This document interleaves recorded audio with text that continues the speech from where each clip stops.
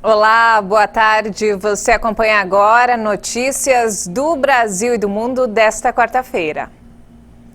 O reforço vacinal produziu anticorpos contra a Covid em quase 100% dos casos. O resultado foi obtido em estudo realizado em São Paulo com cerca de 1.300 colaboradores. A pesquisa feita pelo Hospital das Clínicas da Faculdade de Medicina da USP indicou que 99,7% de anticorpos contra o SARS-CoV-2 foram produzidos após a imunização com a terceira dose de vacina contra a Covid. Isso significa que o grupo estudado obteve resposta imune quase que completa. Após todo o esquema vacinal recomendado, o grupo de funcionários do HC foi acompanhado desde o fim do ano passado. A partir das avaliações realizadas nas etapas da campanha de vacinação, foi observada ainda uma evolução nas taxas de anticorpos contra o vírus. Em novembro de 2020, antes da disponibilização das vacinas, a taxa de anticorpos no grupo estudado era de apenas 15% e exclusivamente relacionada ao contato da pessoa com o vírus. Em fevereiro de 2021, após o mutirão para a aplicação da primeira dose de Coronavac, houve um leve aumento da taxa para 29%. Em abril, já com a segunda dose da vacina, foi alcançada a taxa de 89,5% de anticorpos e, por fim, em dezembro, chegou a 99,7%. Após a dose de reforço com o imunizante da Pfizer. Com isso, esse estudo mostra a importância de vacinar com as 3 doses recomendadas, ainda mais no momento em que há uma nova variante em circulação no mundo. E ainda falando sobre o assunto, a Fiocruz afirmou que vacinar crianças contra a Covid é fundamental para a imunidade coletiva. Segundo o Ministério da Saúde, mais de 1.000 crianças de 0 a 9 anos morreram por complicações da doença no país desde o início da pandemia.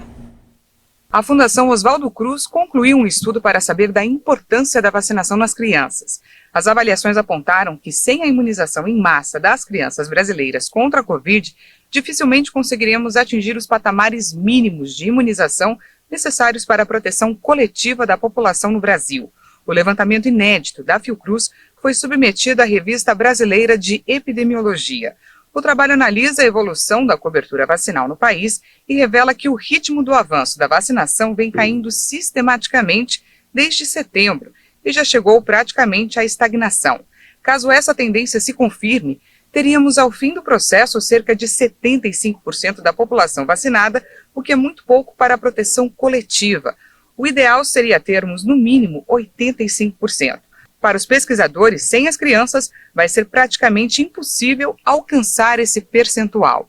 Segundo o estudo, a principal forma de superar a curva de estagnação num patamar baixo é ampliar as faixas etárias elegíveis para a vacinação, com a imunização das crianças de 5 a 11 anos de idade. Embora o uso da vacina da Pfizer já esteja aprovado pela Anvisa para essa faixa etária, o governo ainda não se decidiu se vai ou não disponibilizar o imunizante. E o Ministério da Saúde anunciou que vai abrir consulta pública sobre a vacinação infantil a partir de amanhã. De acordo com o texto publicado no Diário Oficial da União, o período, que vai até 2 de janeiro, é aberto para que a população manifeste opiniões e contribuições. E os Estados Unidos registraram uma forte queda da expectativa de vida em 2020. A principal causa é a pandemia de Covid-19, que deixou centenas de milhares de mortos no país. A expectativa de vida dos americanos caiu 1,8% em 2020, de acordo com dados oficiais. Trata-se da queda mais expressiva em 75 anos, provocada em grande parte pela pandemia da Covid. A expectativa de vida ao nascer era de 77 anos para toda a população dos Estados Unidos em 2020, contra 78,8 anos em 2019, segundo os Centros para o Controle de Prevenção de Doenças.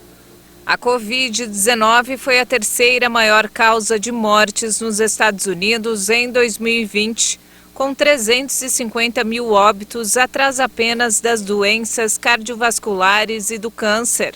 A diferença entre homens e mulheres aumentou, passando de 5,1 anos em 2019 para 5,7 anos em 2020.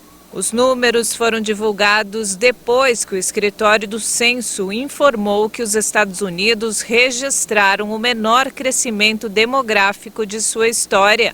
O resultado é consequência da queda da migração, do aumento dos óbitos vinculados em parte à pandemia e à queda da natalidade. Entre 1º de julho de 2020 e 30 de junho de 2021, a população americana cresceu 0,1%, a taxa mais baixa desde a fundação da nação. Dezenas de pessoas estão desaparecidas após um deslizamento de terra nesta quarta-feira em uma mina de jade na região norte de Mianmar. Os acidentes são comuns no país em um setor lucrativo, mas que muitas vezes não segue as normas de segurança. O deslizamento na mina de Pacante, no estado de Caxim, ocorreu durante a madrugada. Mais de 20 feridos foram levados para hospitais da região. Quase 200 socorristas foram mobilizados para o resgate, mas ainda não há um balanço de vítimas. Dezenas de pessoas morrem a cada ano trabalhando na lucrativa e mal regulamentada indústria de jade em Mianmar. Frequentemente, o setor usa migrantes mal remunerados para extrair esta joia altamente cobiçada na vizinha Xi. Em 2020, fortes chuvas provocaram um acidente mais grave do tipo, com 300 mineiros atingidos por um deslizamento em Pacante, coração da indústria birmanesa do jade. O comércio da pedra preciosa gera mais de 30 bilhões de dólares por ano, quase metade do produto interno bruto do país, e está cada vez mais vinculado a atividades ilícitas como o tráfico de drogas e armas. E para encerrar, olha só que bacana essa história. Com ferramentas de jardinagem e muita imaginação, por mais de uma década, o artista Derek Young transforma as praias de Hong Kong em verdadeiras obras de arte. As criações são feitas com ferramentas caseiras, como uma vassoura de jardim, e usam a faixa de areia como tela. Sempre uso uma câmera ou um drone para registrar meus desenhos, já que os drones estão mais acessíveis agora. A maré irá limpar a minha criação depois. É uma pena? Não acho. É natural. A maré alta e a maré baixa fazem parte da natureza. Geralmente, as praias escolhidas são localizadas longe da confusão das áreas urbanas do país. Algumas ficam a mais de 1 hora de caminhada. Para Jung, os trabalhos começaram como uma válvula de escape do caos da vida cotidiana em meio à natureza.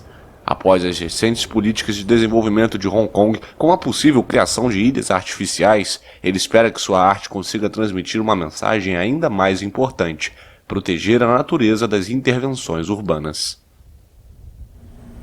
E essa edição fica por aqui. Mais informações ao longo da nossa programação. Obrigado pela companhia.